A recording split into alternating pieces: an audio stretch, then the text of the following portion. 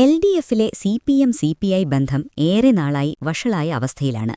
PM. ശ്രീയിലെ തിരുത്തൽ, വെള്ളാപ്പള്ളിക്ക് എതിരായ വിമർശനം ഇങ്ങനെ സി.പി.എമ്മിനെ അസ്വസ്ഥപ്പെടുത്തുന്ന നിരവധി നീക്കങ്ങൾ സി.പി.ഐയുടെ ഭാഗത്തുനിന്ന് ഉണ്ടായിട്ടുണ്ട്. എൽ.ഡി.എഫിലെ തിരുത്തൽ ശക്തിയാകാനുള്ള ശ്രമമാണ് സി.പി.ഐ നടത്തുന്നത് എന്ന അഭിപ്രായമാണ് സി.പി.എമ്മിനുള്ളത്. ഒപ്പം തന്നെ സി.പി.എം ബി.ജെ.പിയുമായി സന്ധി ചെയ്യുന്നു എന്ന സന്ദേശം കൂടി പരത്തുന്നതാണ് സി.പി.ഐ നടപടികളെന്നും വിമർശനമുണ്ട്. ഇപ്പോൾ ഈ വിമർശനങ്ങൾ പരസ്യമായി തുടങ്ങുകയാണ്. സി.പി.ഐ തർക്കം രൂക്ഷമായ പാലക്കാട് ജില്ലയിൽ നിന്നാണ് പരസ്യവിമർശനത്തിന്റെ വാർത്തകൾ വരുന്നത്. പാലക്കാട് ജില്ലാ സെക്രട്ടേറിയറ്റ് അംഗം എസ്. അജയകുമാറാണ് രൂക്ഷമായ വിമർശനം നടത്തിയത്. എവിടെയെങ്കിലും 4 സി.പി.ഐക്കാരുണ്ടെങ്കിൽ 4 ആളുണ്ടെങ്കിൽ 5 സീറ്റാ ചോദിക്കുക. 4 ആളുണ്ടെങ്കിൽ 5 സീറ്റ് ചോദിക്കുന്ന രാഷ്ട്രീയ പാർട്ടിയാണ് സി.പി.ഐ. അതല്ലേ നിങ്ങളുടെ അവസ്ഥ? എന്നിട്ട് തെരഞ്ഞെടുപ്പ് കഴിഞ്ഞ് സി.പി.ഐയുടെ കൗൺസിൽ യോഗം ചേർന്നു മുഖ്യമന്ത്രിക്കും സി.പി.എം നേതാക്കൾക്കുമെതിരായിട്ടാണ് അതിഗംഭീര വിമർശനം. ഞാൻ ചോദിക്കട്ടെ, നിങ്ങളുടെ വകുപ്പുകളൊക്കെ പത്രമാറ്റി തങ്കാണോ?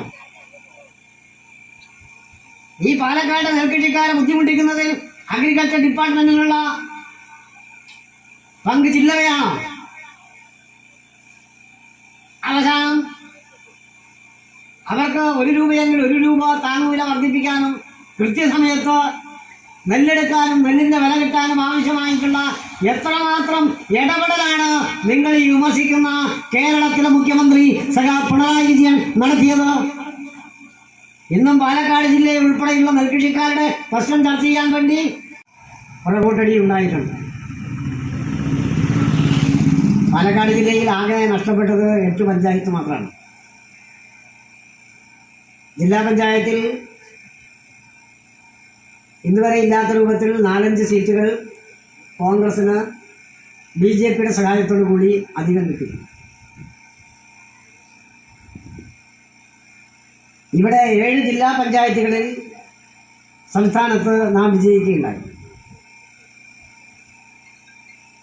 ഏതാണ്ട് 100ഓളം വരുന്ന ഗ്രാമപഞ്ചായത്തുകളിൽ പരാജയപ്പെട്ടു. ഒപ്പം തിരുവനന്തപുരം കോർപ്പറേഷനിൽ കഴിഞ്ഞ കുറച്ച് വർഷങ്ങൾക്ക് ശേഷം നാം പരാജയപ്പെടുകയില്ല.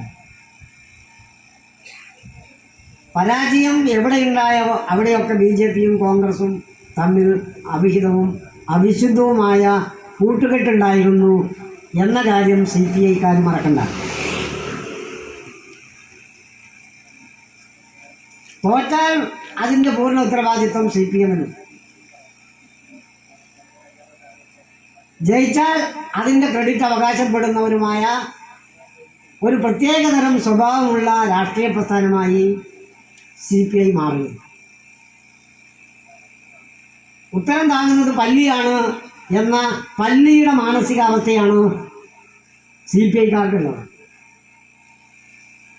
ഉത്തരം ഇങ്ങനെ അതിൽ അടി നിൽക്കുമ്പോൾ ഞാൻ ഉണ്ടാവുകൊണ്ടാണ് ഇത് താങ്ങുന്നത്. കേവലം 5% വോട്ട് മാത്രമാണ് ഈ കേരളത്തിൽ നിങ്ങൾക്കുള്ള ഒരു മണ്ഡലത്തിലും ഒറ്റയ്ക്ക് നിന്ന് ജയിക്കാൻ കെൽപ്പുള്ള ഒരു രാഷ്ട്രീയ പ്രസ്ഥാനമല്ല സി.പി.ഐ.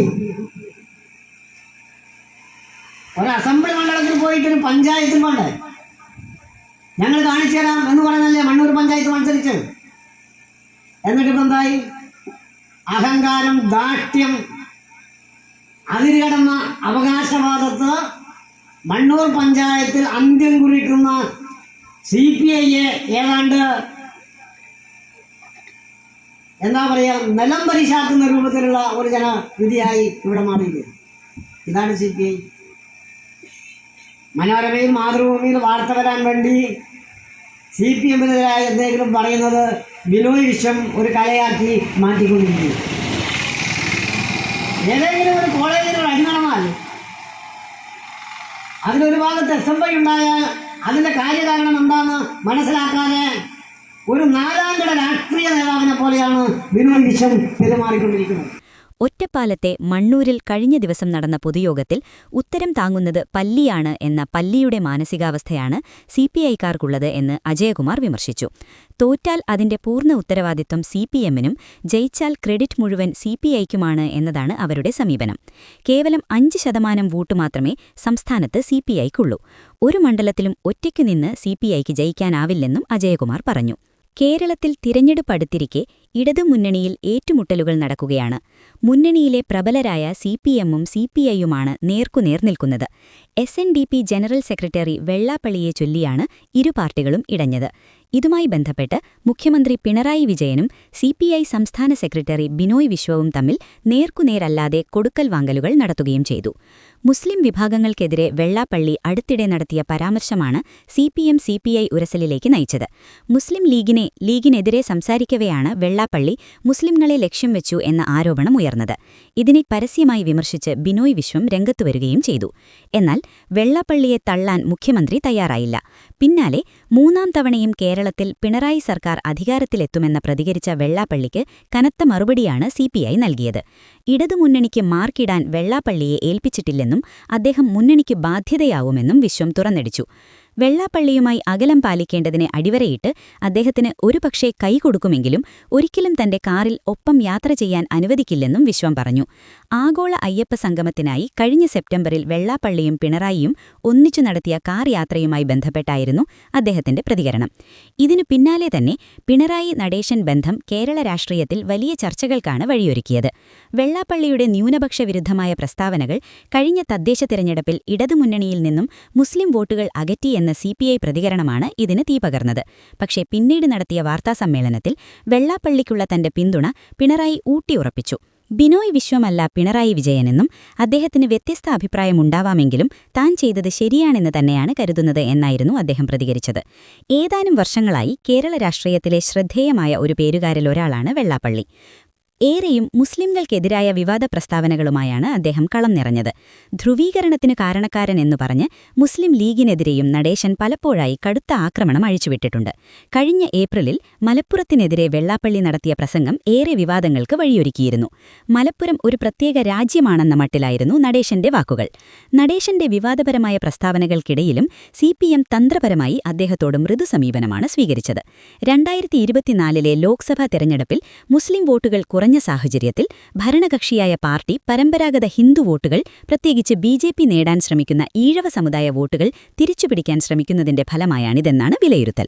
നടേശൻ സിപിഎമ്മിനായി രംഗത്തിറങ്ങുമ്പോൾ അദ്ദേഹത്തിന്റെ മകൻ തുഷാർ നയിക്കുന്ന ഭാരത് ധർമ്മ ജനസേന ബിജെപി നയിക്കുന്ന NDAയുടെ ഒരു സഖ്യകക്ഷിയാണ്.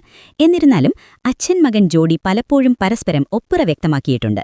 2018 ശബരിമല പ്രക്ഷോഭകാലത്ത് സ്ത്രീകൾക്കും പുരോഗമന മൂല്യങ്ങൾക്കും വേണ്ടി വാദിച്ച ഇടതുപക്ഷ സർക്കാരിന്റെ നവോത്ഥാന സംരക്ഷണ സമിതി നടേശൻ നയിച്ചപ്പോൾ തുഷാറും ബിജെപിയും നേരിട്ടുള്ള ഒപ്പുരയിലായിരുന്നു എന്നത് കേരള രാഷ്ട്രീയം മറന്നിട്ടില്ല.